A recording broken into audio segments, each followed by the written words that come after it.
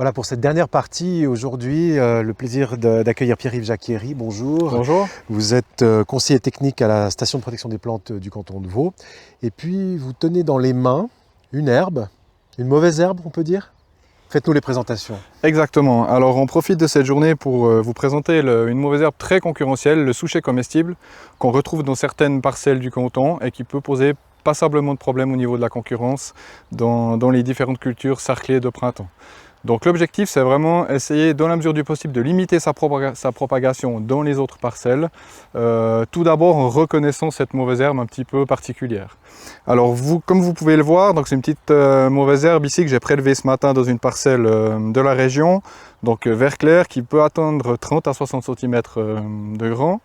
Donc une plante vivace qui se caractérise par des rhizomes qu'on a ici, et puis ce qui est particulier aussi de cette petite plantule, c'est cette petite noisette qu'on retrouve, cette petite amande qu'on retrouve à la base de la plante, donc la graine de souchet, à partir de laquelle va germer cette plantule courant du mois d'avril.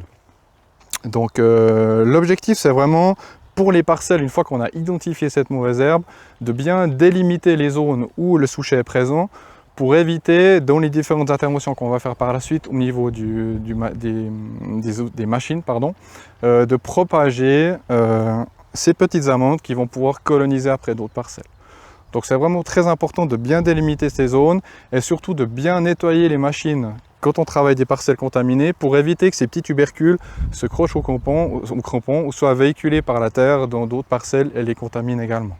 Donc ça, c'est pour éviter qu'elle se disperse davantage.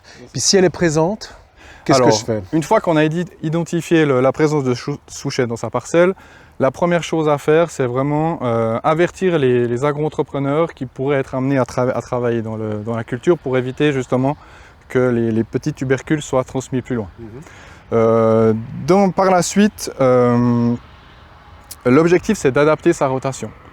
Dans les parcelles qui sont contaminées par le souchet, on va impérativement ne plus cultiver des pommes de terre, des betteraves ou des légumes racines. Donc des cultures où on va exporter de la marchandise de récolte et donc potentiellement de la terre et donc des petits tubercules avec. Donc première chose, adapter la rotation, privilégier la mise en place de maïs, éventuellement de céréales, donc des cultures très concurrentielles qui vont empêcher la levée du souchet au printemps. Une fois qu'on a du souchet installé, comment est-ce qu'on peut lutter contre cette mauvaise herbe-là? La stratégie, elle est claire.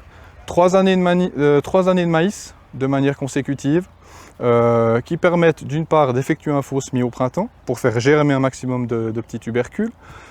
Ces plantules seront détruites lors de la préparation du lit de semence du maïs définitif.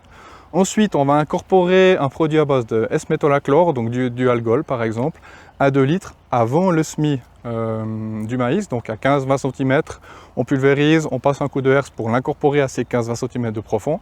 Et puis ensuite, en post-levée, on va intervenir avec un herbicide spécifique qui aura une bonne efficacité sur le souchet. En répétant cette intervention 3 années de suite, les essais ont montré qu'on avait de bons résultats et qu'on arrivait à diminuer fortement la pression de souchet. Si pour une raison X ou Y, l'exploitant n'a pas envie ou ne souhaite pas cultiver 3 années de suite du maïs, on peut imaginer intégrer une céréale entre deux et puis lutter avec l'herbicide Monitor si le souchet venait à se développer, notamment dans les passages. Donc ce qui est vraiment important, c'est prendre toutes les mesures pour éviter la propagation des tubercules et puis adapter la rotation. Et dans un troisième temps, lutter de manière systématique 3-4 années consécutives pour diminuer la pression de cette très ciblée, pour diminuer la pression de cette adventice. D'accord, merci beaucoup Pierre-Yves Jacquieri.